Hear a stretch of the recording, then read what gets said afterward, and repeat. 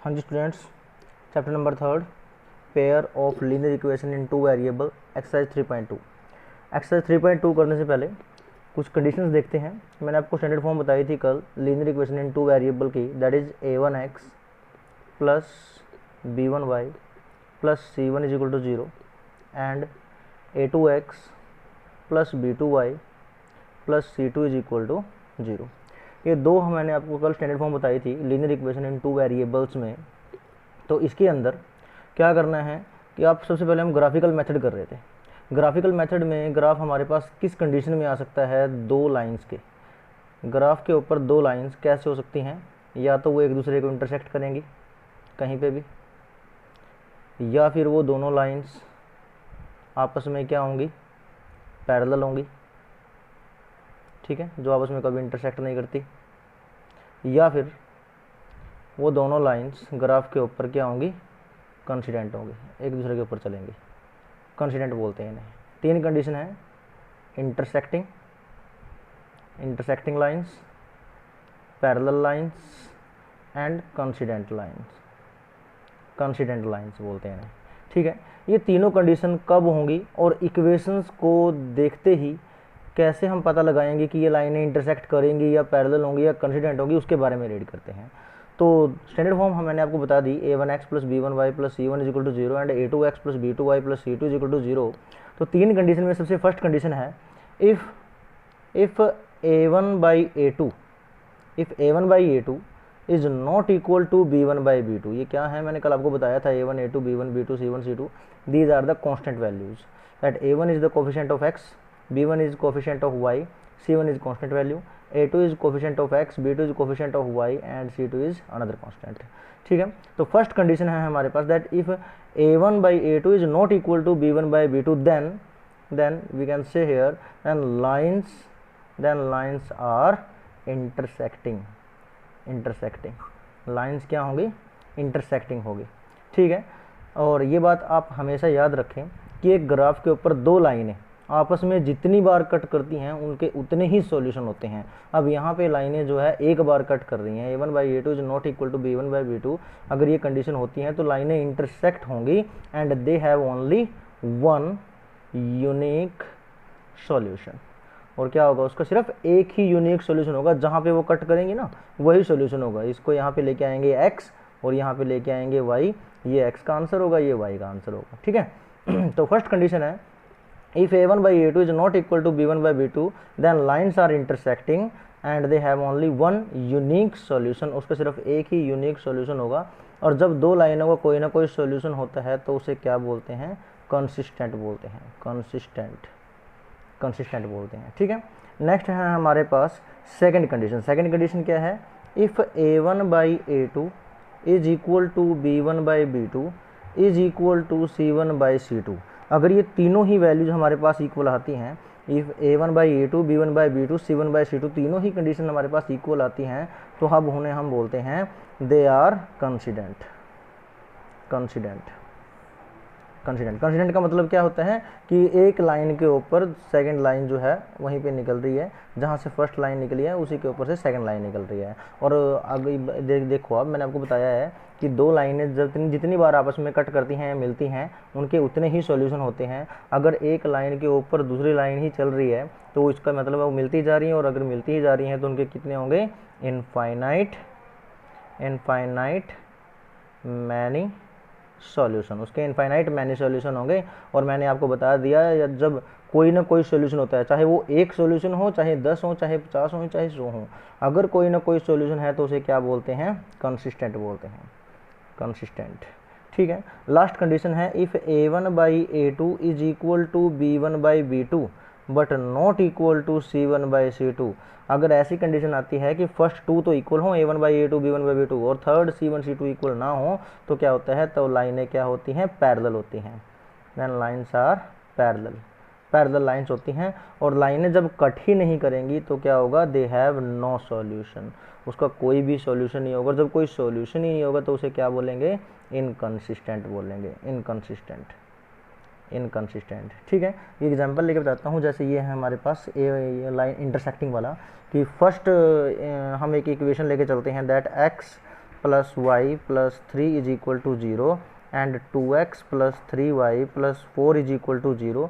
अब यहाँ पे देखिए, यहाँ पे x का कोफिशिएंट क्या है 1/2 और यहाँ पे क्या है y का 1 और यहाँ पे कितना है 3, तो they are not equal. 1/2 is not equal to 1/3, so a1 by a2 is not equal to b1 by b2, then lines are intersecting, they have one solution, unique solution and consistent। Second क्या है, a1 अगर तीनों ही equal हैं, जैसे ये x plus y plus 2 is equal to 0 है और ये हमारे पास 2x plus 2y plus 4 is equal to 0 है, तो देखना यहाँ 1/2, ये भी 1/2, ये 2/4 कटिंग करके 1/2 आ जाएगा।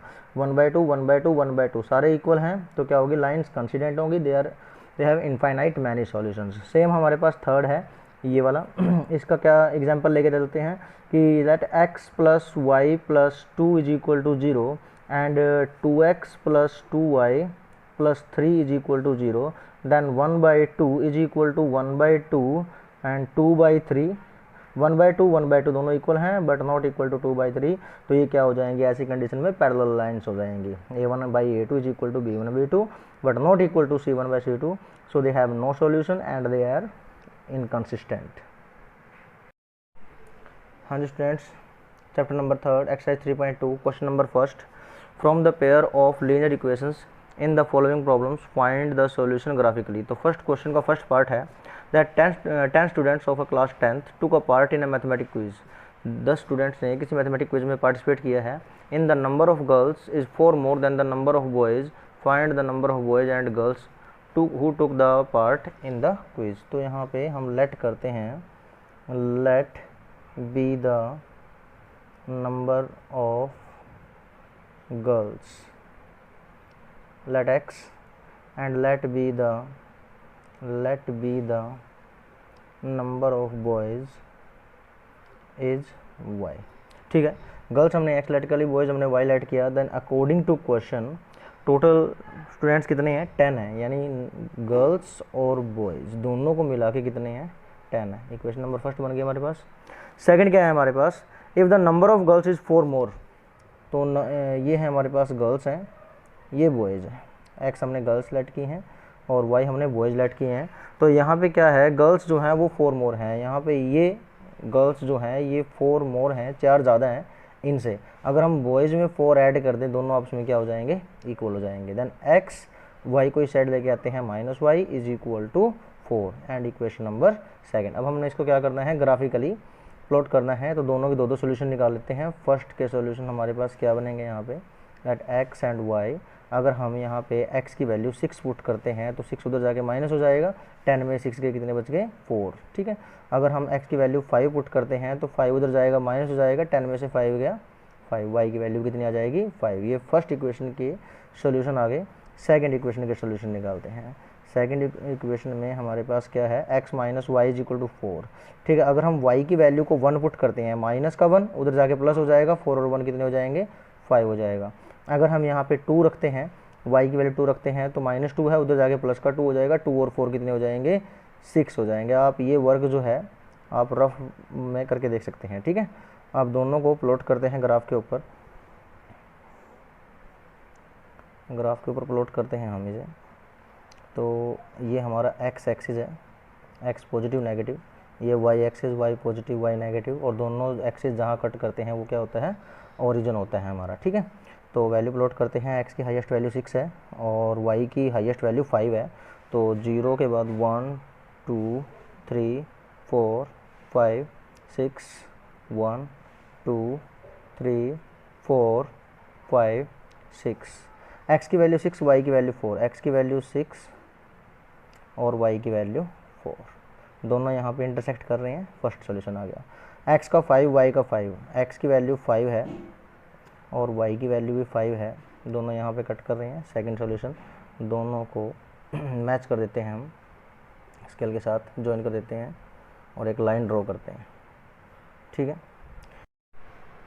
सेकंड इक्वेशन में सॉल्यूशन है x का 5 और y का 1, x का 5 और y का 1 यहाँ पे पॉइंट आता है। और सेकंड क्या है, x का 6 y का 2, x का 6 और y का 2। ठीक है, ये दो सॉल्यूशन हैं। अब दोनों को ज्वाइन करते हैं, अगर हम ऐसे ये लेके जाते हैं इसको, दोनों को ज्वाइन करते हैं तो हमारा इंटरसेक्टिंग पॉइंट आता है यहाँ पे, ये हमारा इंटरसेक्टिंग पॉइंट आता है यहाँ पे, ठीक है। अब इस आपने क्या करना है, आपके पास ग्राफ होगा तो ग्राफ पे बनाएंगे तो बिल्कुल एक्यूरेट आंसर आएगा आपका। आंसर कैसे निकालना है, आपने इस एक्स की ये जो इंटरसेक्टिंग पॉइंट है इसको एक्स एक्सिस पे ज्वाइन कीजिए, यहाँ पे ऐसे एक्स एक्सिस पे ज्वाइन कीजिए और इसको वाई पे लेके जाइए, इसको ऐसे ऐसे। तो आप देख रहे हैं यहाँ पे ये जो इंटरसेक्टिंग पॉइंट है, यहाँ पे एक्स एक्सिस पे तो 7 पे आके मैच हो रहा है और वाई एक्सिस पे जाके 3 के साथ मैच हो रहा है। यानी एक्स की वैल्यू कितनी है 7 और वाई की वैल्यू कितनी है यहाँ पे 3। अब हमने लेट क्या किया था, एक्स जो थी वो नंबर ऑफ़ गर्ल्स थी, यानी नंबर ऑफ़ गर्ल्स जो आई हैं वो कितनी है 7 एंड नंबर ऑफ़ बॉयज़ जो आए हैं वो कितने हैं हमारे पास 3। वाई हमने नंबर ऑफ़ बॉयज़ लेट किया ना, तो नंबर ऑफ़ बॉयज़ कितने हैं 3 है, ठीक है। ऐसे आपने ग्राफिकल मेथड से इक्वेशंस को सॉल्व करना है और एक्स वाई की वैल्यू निकालनी है। हाँ जी students, chapter 3 pair of linear equation in 2 variable exercise 3.2 question number 2। 5 pencils and 7 pen together cost ₹50 and 7 pencils and 5 pen together cost ₹46. Find the cost of 1 pencil and 1 pen। तो क्या करेंगे class, ऐसे question में हम late कर लेते हैं, let be the cost of 1 pencil.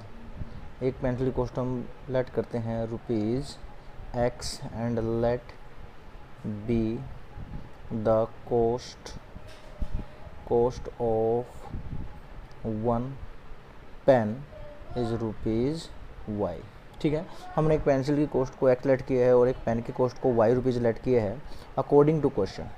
According to question हम क्या करते हैं, यहाँ पे 5 पेंसिल हैं, एक पेंसिल अगर X की है तो 5 कितने की होंगी 5X की, ठीक है। पेन 7 है, एक पेन Y का है तो 7 पेन कितने के होंगे 7Y के, इज इक्वल टू टोटल दोनों कितने के आते हैं ₹50 के आते हैं। सेम यहाँ पे कितनी है 7 पेंसिल यानी 7X प्लस 5 पेन है यानी 5Y इज इक्वल टू 46। ये दो आपकी अलजेब्रिक इक्वेशन बन गई हैं। अब इन दो अलजेब्रिक इक्वेशंस को आपने सॉल्यूशन फाइंड आउट करने हैं। सॉल्यूशन निकाल के यहाँ पे इक्वेशन नंबर 1 है, इक्वेशन नंबर 2 है, दोनों के दो सॉल्यूशन निकालेंगे और ग्राफ के ऊपर हम इसको प्लॉट कर देंगे, ठीक है। ये XY और ये X एंड Y। अब यहाँ पे हमारे पास क्या है, एक इक्वेशन है that is 5X plus 7Y is equal to 50। तो हम क्या करते हैं, इस 7Y को उधर ले जाते हैं, यानी 50 माइनस 7Y। अब Y की वैल्यू कुछ ऐसी प्लॉट कीजिए ताकि ये 5 के साथ पूरा पूरा कट हो जाए, है ना। ये ज़रूरी नहीं है वैसे पूरा पूरा कट हो, लेकिन आप ग्राफ पे अगर एग्जैक्ट वैल्यू चाहते हैं, थोड़ा कंफर्ट चाहते हैं, तो आप ऐसी वैल्यू पुट कीजिए यहाँ पे Y की जगह कि आपका ये 5 डिवाइड में आके जो बचे यहाँ पे ऊपर उसे पूरा पूरा कट कर दे।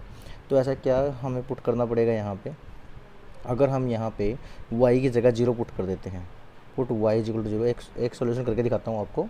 Put Y is equal to 0 then 5X is equal to 50 minus 7, Y की जगह 0, then 5X is equal to 50 minus 0 50 and X is equal to 50 by 5 that is 10, यानी X की वैल्यू 10 आ गई। कब, जब हमने Y की वैल्यू क्या पुट की है 0 पुट की है। और क्या पुट करें यहाँ पे, अब देखना है यहाँ पे अगर हम 5 पुट कर दें Y की जगह, 7 5 जा 35, 50 में से 35 गए कितने बचेंगे हमारे पास 15, 5 डिवाइड में आ जाएगा यानी 5 3 जा 15, 3 और 5 आ जाएगा।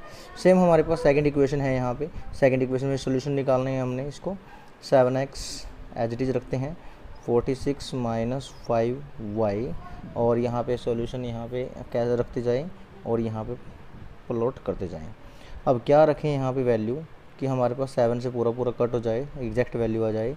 अगर 1 रखते हैं तो कितना बचेगा 41 नहीं कट होता, 2 तो 36 वो भी नहीं कट होता, 3 अगर यहाँ पे रखते हैं तो कितना बनेगा 15 रखते हैं तो 15 माइनस करेंगे कितना बनेगा 31 वो भी नहीं होता, 4 से भी नहीं होगा, 5 अगर रखते हैं तो 5 से बन जाएगा। पुट अगर हम Y की वैल्यू 5 रखते हैं then 7X is equal to 46 minus 5, Y की value 5, 7X is equal to 46 minus 25, X is equal to 1 2 21 बच गया ना, 7 डिवाइड में आ गया, 7 3 जा 21, यानी y की वैल्यू को 5 रखने से x की वैल्यू हमारे पास 3 आ गई। एक सोल्यूशन बन गया हमारे पास।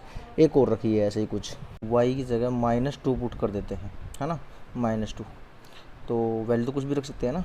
तो 7x = 46 माइनस 5y की वैल्यू -2, देन 7x = 46, 5 2 जा 10 प्लस का 10 हो गया, एंड x = 56/7, 7 8 जा 56, यानी x की वैल्यू क्या आ गई, 8 आ गई हमारे पास। x की वैल्यू 8 कब, जब y की वैल्यू हमने क्या पुट किया है, -2 रखी है। अब सिंपल आपने इसको ग्राफ बनाना है ना, ग्राफ बना देंगे आप इसका। यहाँ पे आपका x एक्सिस और ये आपका y एक्सिस। तो इसमें वैल्यू प्लॉट करते हैं। x की वैल्यू 10 तक है तो x की वैल्यू 10 तक है। 0 के बाद यहाँ पे 1 2 3 4 5 6 7 8 9 और 10। y की वैल्यू हमारे पास हाईएस्ट 5 तक है। 0 के बाद 1 2 3 4 5। y की वैल्यू -2 में भी है तो -1 -2, ठीक है।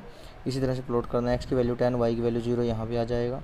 x के 3, y का 5, x का 3 इसको लेके जाएंगे और y का 5 यहाँ तक, ये आ गया।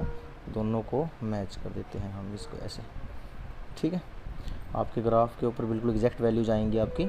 इसके बाद है हमारे पास सेकंड में x का 3, y का 5, x का 3, y का 5 यहीं पे आ गया, और x का 8, y का -2, x का 8, y का -2, y का -2 यहाँ पे, x का 8 यहाँ पे ये रहा, और दोनों को मैच करते हैं हम इसमें से ऐसे। तो इंटरसेक्टिंग पॉइंट जो है हमारे पास ऑलरेडी आ चुका है, ये वाला कितना है, 3 और 5, यानी इसको लेके आएंगे यहाँ पे x का 3, y का 5। x की वैल्यू हमारे पास क्या आ गई ग्राफ से, 3, y की वैल्यू 5। x हमने क्या लेट किया था, पेंसिल, यानी पेंसिल की कॉस्ट कितनी है, ₹3, और पेन की कॉस्ट कितनी है, ₹5। हाँ जी class, exercise 3.2 question number second. On comparing the ratio A1 A2 B1 B2 C1 C2 find out whether the lines representing the intersecting at a point or parallel or constant। मैंने आपको ये exercise start करने से पहले एक table समझाई थी, ये उसी के बेस्ड पे है। हमने बताना है कि ये जो दो लाइनें दे रखी हैं, ये दोनों लाइंस आपस में इंटरसेक्ट करेंगी, पैरेलल करेंगी या कंसेंट करेंगी।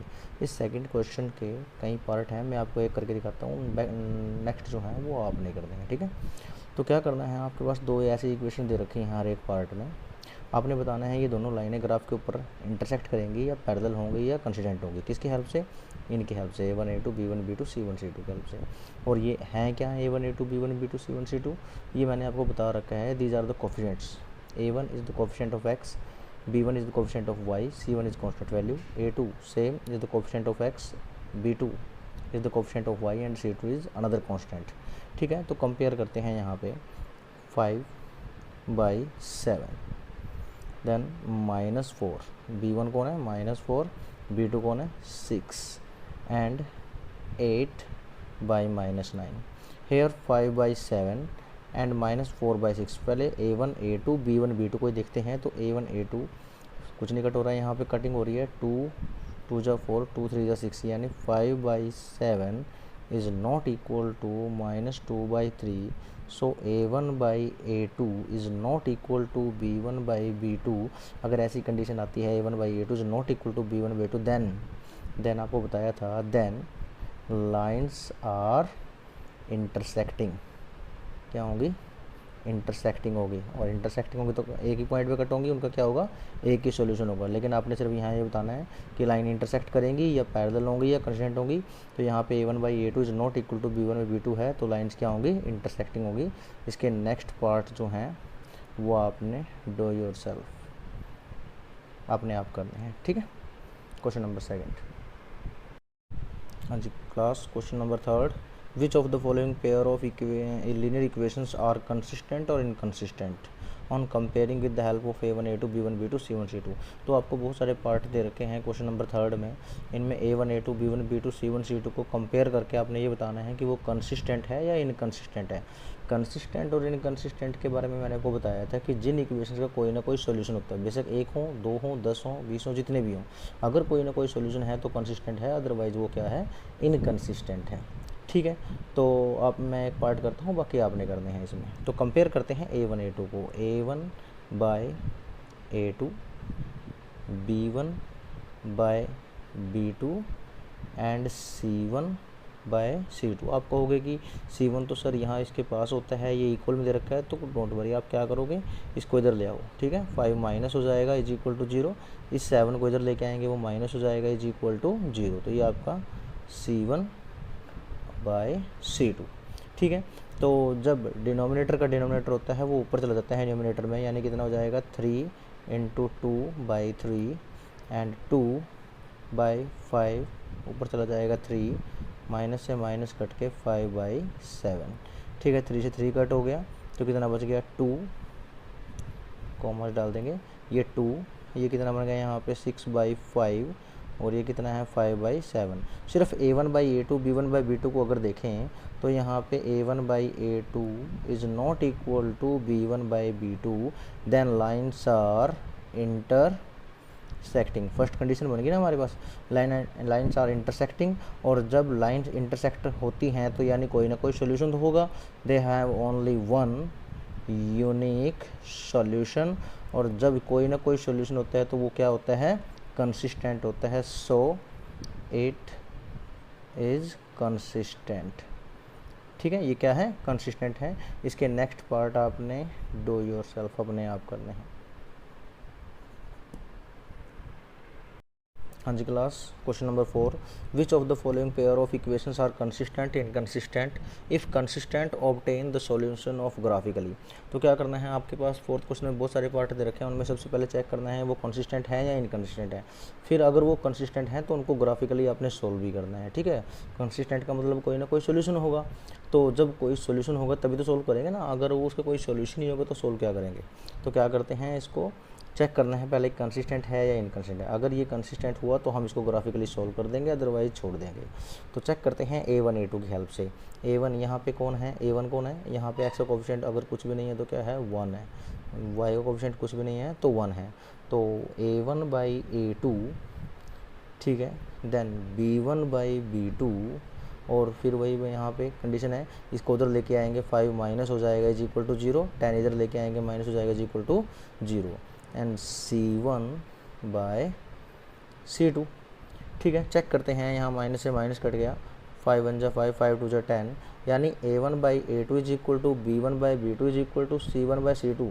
यहाँ पे एक कंडीशन हमारे पास अप्लाई हो रही है सेकंड वाली, A1/A2 is equal to B1/B2 is equal to C1/C2। अगर ये तीनों आपस में इक्वल होते हैं देन क्या होता है, लाइन्स आर कंसिडेंट। क्या होते हैं, लाइन्स कंसिडेंट होती हैं। कंसिडेंट का मतलब वो एक दूसरे के ऊपर चलती हैं मिलती हुई, अगर वो मिलती जाएंगी तो बहुत सारे सॉल्यूशन हो गए, यानी they have infinite many solution, और जिसका सॉल्यूशन होता है उसे क्या कहते हैं, consistent, so it is consistent. अब हमें पता लग गया कि ये जो इक्वेशंस हैं ये क्या हैं, कंसिस्टेंट हैं। अगर ये कंसिस्टेंट तो हमने क्या कहा है कि इसको ग्राफिकली सोल्व करना है, तो अब आप क्या करेंगे, ये जो x + y is equal to 5 and 2x + 2y is equal to 10, ये दो इक्वेशन हैं, आपने इनके टेबल बना के दो दो सॉल्यूशन निकाल लेने हैं, ठीक है। x y फर्स्ट इक्वेशन के सेकंड भी दो दो सोल्यूशन निकालेंगे और उनको ग्राफ के ऊपर प्लॉट कर देंगे। सिंपल इतना वर्क करना है आपने, और इसके नेक्स्ट पार्ट आपने अपने आप करने हैं। हाँ जी class, exercise 3.2 question number 5 statement है, half of the parameter of a rectangular garden whose length is 4 more than its width is 36, find the dimension of the garden. ठीक है, हमने कहा है कि आपको 4 मेथड करने हैं, ग्राफिकल, सब्स्टिट्यूशन, एलिमिनेशन और क्रॉस। सबसे पहले हम ग्राफिकल मेथड की बात करें तो ग्राफिकल से सॉल्व करते हैं। तो इसमें क्या दे रखा है, एक लेंथ और एक बेड दे रखी है। लेंथ जो है वो 4 मोर है विड्थ से, तो लेट करते हैं, let be the width of a rectangular garden is x metre. ठीक है, हमने रेक्टेंगुलर गार्डन की जो विड्थ है उसे एक्स में लेट कर लिया, and let be the length of a garden या रेक्टेंगुलर गार्डन कितनी बनेगी हमारे पास, y मीटर। ठीक है, हमने विड्थ को है एक्स लेट कर लिया, लेंथ को क्या कर लिया, y लेट कर लिया। तो यहाँ पे फर्स्ट कंडीशन को अगर देंगे हम अकॉर्डिंग टू क्वेश्चन, अगर हम देखें यहाँ पे तो क्या बनेगा, जो इसकी लेंथ है वो 4 मोर है, ये हमारे पास इसकी विड्थ है और ये हमारे पास इसकी लेंथ है। ये लेंथ जो है ये 4 मोर है, ये 4 ज़्यादा है। अगर हम इसके अंदर 4 प्लस कर दें तो दोनों आपस में क्या हो जाएंगी, इक्वल हो जाएंगे। ठीक है, x as it is, y को इधर ले आएंगे माइनस हो जाएगा, उधर जा कर के माइनस का 4, इक्वेशन नंबर फर्स्ट। अब इसने क्या कहा है, half of the parameter, parameter का हाफ जितना होता है वो कितना दे रखा है, इसका 36 दे रखा है। पैरामीटर ऑफ रेक्टेंगल क्या होता है, 2 इंटू लेंथ प्लस ब्रेड्थ। तो पैरामीटर हमारे पास दे रखा है लेकिन हाफ दे रखा है ना, हाफ दे रखा है, तो क्या करेंगे, हाफ कर देंगे, कोई बात नहीं। अकॉर्डिंग टू क्वेश्चन हम क्या करेंगे, पैरामीटर जो है वो 36 दे रखा है, किसका, हाफ का। तो ये 2 इंटू लेंथ, लेंथ कितनी है इसकी x, ब्रेड्थ कितनी है इसकी y। ठीक है, ठीक है ना, और हाफ कर देंगे, यानी ये हमने हाफ कर दिया। ये तो इसका पैरामीटर था, पैरामीटर का हाफ कितना है, 36 है, तो 2 से 2 कट हो गया, यानी x प्लस वाई किसके इक्वल आ गया, 36। That is equation number second. अब हमारे पास 2 इक्वेशंस बन गई। अब आपने करना क्या है, इन दोनों इक्वेशंस के 2-2 सॉल्यूशन निकाल लेने हैं। ठीक है, दोनों इक्वेशंस के एक्स वाई प्लॉट करके, एक्स और वाई प्लॉट करके दोनों के 2-2 सॉल्यूशन निकाल लेंगे, फर्स्ट इक्वेशन के भी और इक्वेशन सेकंड के भी, और दोनों को ग्राफ के ऊपर प्लॉट कर देंगे। ग्राफ के ऊपर प्लॉट करने से जहाँ इंटरसेक्टिंग पॉइंट आएगा एक्स पे वो एक्स की वैल्यू होगी और वाई पे वो वाई की वैल्यू होगी। ठीक है,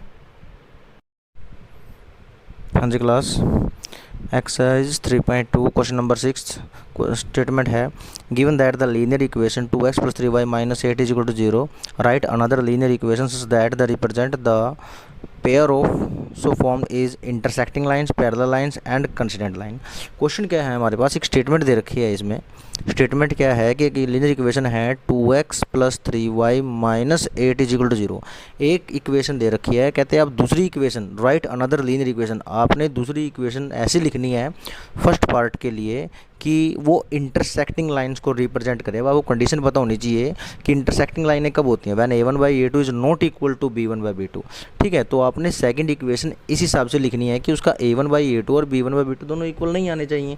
तो आप क्या करोगे, यहाँ पे अपनी मर्जी से कुछ भी रख सकते हो। यहाँ पे 3x + 4y - 7 = 0, ये आपने फर्स्ट स्टेटमेंट लिख दी है ना, फर्स्ट इक्वेशन लिख दी, किसके लिए, इंटरसेक्टिंग लाइंस के लिए, क्योंकि आपका a1/a2 और b1/b2 इक्वल नहीं होने चाहिए। देखना, हेयर लिख देंगे, here a1/a2 is not equal to b1/b2। देखो 2/3 इज़ नॉट इक्वल टू 3/4। तो ये क्या हो गया, हमारे पास एग्जाम्पल हो गया इंटरसेक्टिंग लाइंस का। आप ऐसा कोई भी एग्जाम्पल दे सकते हो। ठीक है, नेक्स्ट पार्ट नंबर सेकंड, किसके लिए, पैरेलल लाइंस के लिए, पैरेलल लाइंस के लिए। पैरेलल लाइंस का आपकी कंडीशन आपको पता होनी चाहिए, कब होता है कि पैरेलल लाइंस होती हैं when a1/a2 is equal to b1/b2 not equal to c1/c2। ठीक है ना, क्योंकि यहाँ पे लाइनें इंटरसेक्ट ही नहीं करती। ठीक है, तो क्या होगा, ये कंडीशन है पैरेलल लाइन की, when a1/a2 is equal to b1/b2 but not equal to c1/c2। तो ऐसा एग्जांपल आप दीजिए।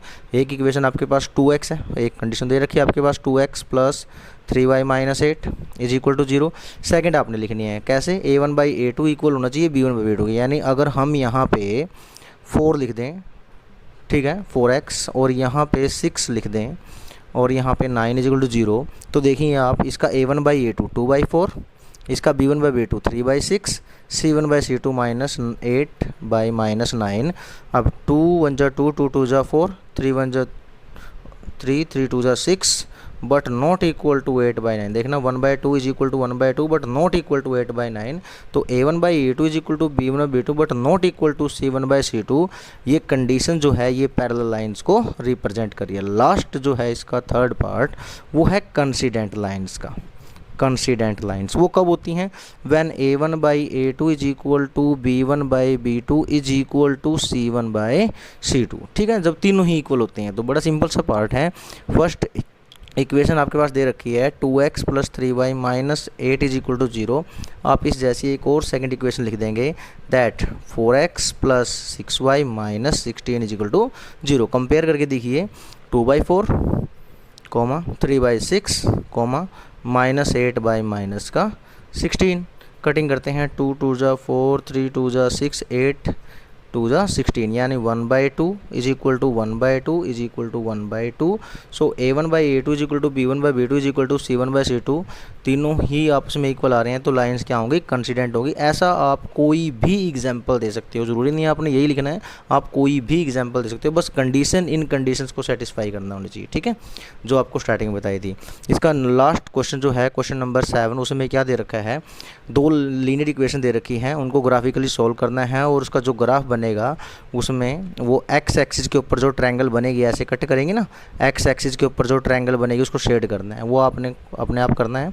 2 लीनियर इक्वेशन दे रखी हैं, दोनों के 2 सॉल्यूशन निकालेंगे और उनको ग्राफ के ऊपर प्लॉट कर देंगे। ग्राफ के ऊपर प्लॉट करके दोनों लाइनें जहाँ कट करेंगे ना, इंटरसेक्ट करेंगे ऐसे, तो एक्स एक्सिस के साथ, इस एक्स एक्सिस के साथ जो ट्रायंगल बनेगी उसको आपने सिर्फ शेड करना है।